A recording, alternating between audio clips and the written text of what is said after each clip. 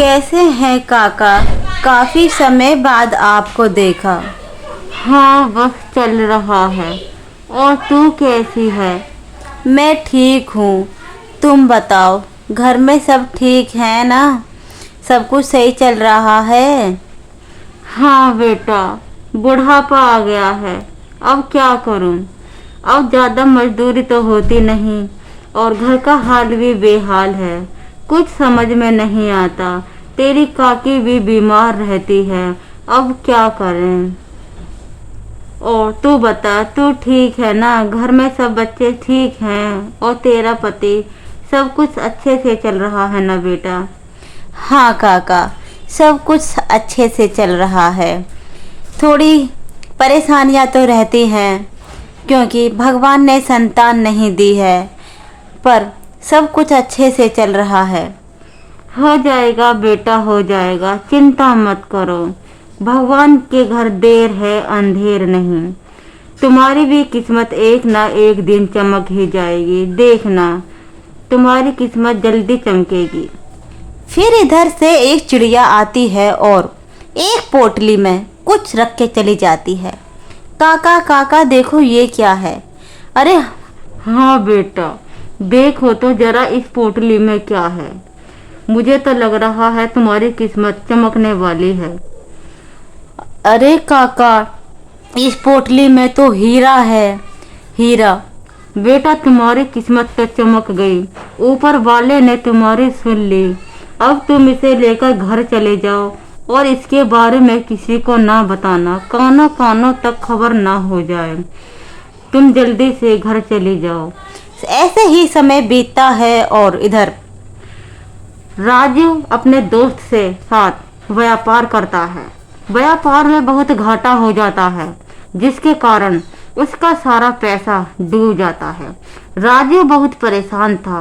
वे कमल के यहाँ आता है। कमल, अब मेरे से इससे ज़्यादा तुम पे भरोसा नहीं कर सकता। अरे तुम इतना भड़क क्यों रहे हो? मैंने क्या किया है? जब हम कोई भी कारोबार करते हैं तो थोड़ा बहुत तो नुकसान होता है। आधा आधा कर लेंगे। जो तुम्हें अच्छा लगे तुम ले लेना, जो मुझे अच्छा लगे मैं ले लूँगा। इतना परेशान होने की ज़रूरत क्या है? और मुझको भी क्या पता था कि ऐसा हो जाएगा। राजू बहुत परेशान था। राजू बोलता है, मेरी बेटी है, तुम्हारी तो कोई परिवार नहीं है। मैं अपनी बेटी का खर्चा कैसे चलाऊं? पत्नी भी मरे हुए बरसों बीत गए हैं। अब मैं करूं भी तो क्या करूं? अब तुम ही बताओ। और मैं आगे तुम्हारे साथ काम नहीं कर सकता और मैं आधे से ज़्यादा लूँगा। तुम आधे से ज़्यादा क्यों लोगे? इसमें तो हम दोनों ने आधा आधा ही लगाया था, तो हिसाब के मुताबिक आधा तुम लोगे और आधा मैं लूँगा। जो भी हमें नुकसान हुआ है उसकी भरपाई हम दोनों को ही करनी होगी। लेकिन राजू परेशान था। राजू का परिवार बहुत गरीब था। उसके पास 2 वक्त की भी रोटी नहीं थी। अब वे करे भी तो क्या करे? कमल सब कुछ खड़ा खड़ा सुन रहा था। कमल को समझ नहीं आ रहा मैं इसको कैसे समझाऊं, क्योंकि गलती तो दोनों से ही हुई है। इधर श्याम आता है और अपनी बीवी के पास जाता है। अरे अरे सुनो भाग्यवान, पानी दो जरा। ऐसा कहकर श्याम पानी पीता है और उसकी बीवी राधा उसे एक हीरे के बारे में बताती है। मुझे एक हीरा मिला था काका के साथ जब मैं बातचीत कर रही थी नदी किनारे, तो मुझे एक हीरा मिला था जो कि बहुत ही अद्भुत है। अरे वाह, हमारी तो किस्मत चमक ही गई। ये तुम्हें किसने बताया? अरे मुझे किसी ने नहीं बताया।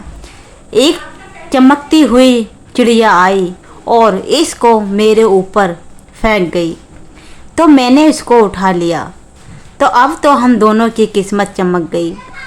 तो श्याम उसको समझाता है, तुम एक काम करना, इसके बारे में किसी को कानों कान खबर ना हो जाए, नहीं तो कुछ हमारे पास नहीं रहेगा। वैसे भी हम गरीब हैं और इस हीरा के कारण हमारी किस्मत चमक जाएगी। ऐसे ही समय बीतता है और चारों तरफ उजाला था। अरे अरे भाग्यवान, कहाँ हो? कहाँ हो भाग्यवान? मुझे बहुत तेज भूख लगी है, खाना तो लाकर दो। काकी उसे खाना लाकर देती है और बोलती है, अब मेरे से घर का काम नहीं होता। अब तो बहुत मुझे बीमारियों ने घेर लिया है। अब मैं क्या करूं?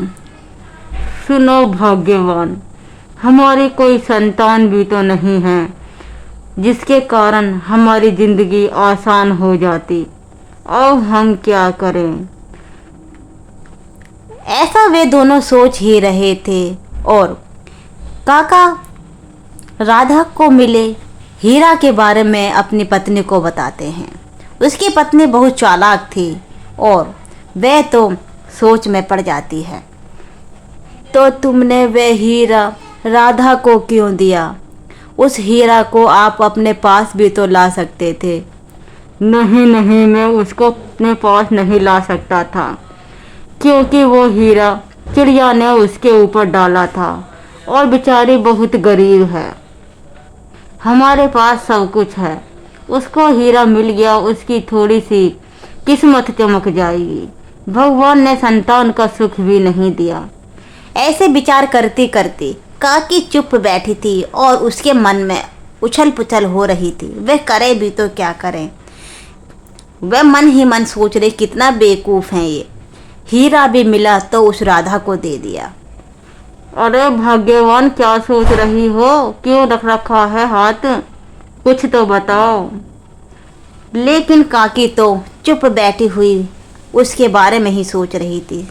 ऐसे ही समय बीतता है और सूरज उगता है, सुबह होती है और इधर राजू अपने घर आता है और उसकी बेटी बोलती है, पापा पापा, आज पता है मेरे फ्रेंडों ने मुझसे क्या कहा?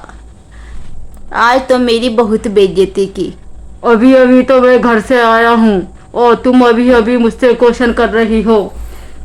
बैठ तो जाने दो, तूने भी मेरा जीना हराम कर रखा है। अरे पापा, मम्मा तो है ही नहीं और आप भी मेरी कोई बात नहीं सुनते। मैं कहाँ जाऊँ बात करने के लिए? तुम मुझे एक जोड़ी कपड़े दिला दो। मैं रोजाना इन्हीं कपड़ों में ही अपने दोस्तों के पास जाती हूँ। इतना कहने के बाद राजू बैठ जाता है और उसकी बेटी अपने बारे में बताती है। लेकिन उसको बहुत गुस्सा आ रहा था, क्योंकि उसको बहुत बड़ा घाटा हुआ था कारोबार में। वह एक गरीब किसान था। इधर उसकी बेटी गुड़िया बहुत समझदार थी। पापा पापा मुझे मत मारो, पापा पापा मुझे मत मारो। ले देख, ले, जब से तेरी माँ गई है तेने मेरा जीना हराम कर रखा है। इधर वह भगवान को हाथ जोड़कर बोलती है, भगवान तूने मेरी माँ मुझसे क्यों छीन ली? अरे सुनता है, अरे सुनता है राजा, सुनता है। अरे कौन आया है ये दरवाजे पे? सोने भी नहीं देते कोई मुझको। आ रहा हूँ आ रहा हूँ, कैसे आज गेट ही तोड़ दोगे? ऐसा कहकर वह वहाँ से गेट खोलने के लिए जाता है। राजा एक लालची आदमी था, जिसके कारण वह काकी उसके पास आती हैं और उस हीरे के बारे में जो राधा को मिला था उसको बताती हैं। अरे अरे काकी, क्यों परेशान हो रही हो? आखिर हुआ क्या है? मुझे बताओ, क्यों चिल्ला रही थी? अरे बेटा, हुआ क्या है, तुम्हारे काका ने मुझे बात बताई। आज राधा को हीरा मिला और वे ऐसे थे कि उस हीरा को उन्होंने राधा को दे दिया। उस हीरा को वे खुद भी तो लेकर आ सकते थे। एक चिड़िया ने वह हीरा फेंका था और उन्होंने राधा को दे दिया। तू ही बता अब हम क्या करें? मैं तो तेरे पास इसलिए आई हूँ कि तू मेरी मदद कर। मैं तुम्हारी क्या मदद कर सकता हूँ? आप बताओ मुझे, मैं तुम्हारी क्या मदद करूँ? अरे बेटा, मदद क्या करनी है? अगर वह हीरा हमको मिल गया तो आधे पैसे तुम ले लेना और आधे पैसे मैं ले लूँगी। इसमें तुम्हारी भी गरीबी दूर हो जाएगी। ये सोचकर तो राजा बहुत चिंतित था और बोलता है, ठीक कह रही हो काकी, तुम ठीक कह रही हो, ऐसा ही करेंगे। हाँ बेटा, कल हम दोनों उस राधा के पास जाएंगे और जाके उससे उस हीरे के बारे में बात करेंगे। वे हीरा आसानी से देती है तो ठीक है, नहीं तो कुछ करेंगे। हाँ हाँ ठीक है। इधर गुड़िया बैठी हुई रो रही थी और वह अपनी मम्मी को याद कर रही थी। मम्मा, है भगवान, तूने मेरी मम्मा को मुझसे क्यों छीन लिया? अगर आज मेरी मम्मा होती तो पापा मुझसे साथ ऐसा व्यवहार नहीं करते, मुझसे कोई भी प्यार नहीं करता। एक तो हम गरीब हैं और पापा भी मुझसे बात नहीं करते। राधा बेटा, राधा बेटा, तू क्यों रो रही है? तू कल वाली बात पे अभी तक नाराज है क्या? बेटा, तू नाराज ना हो।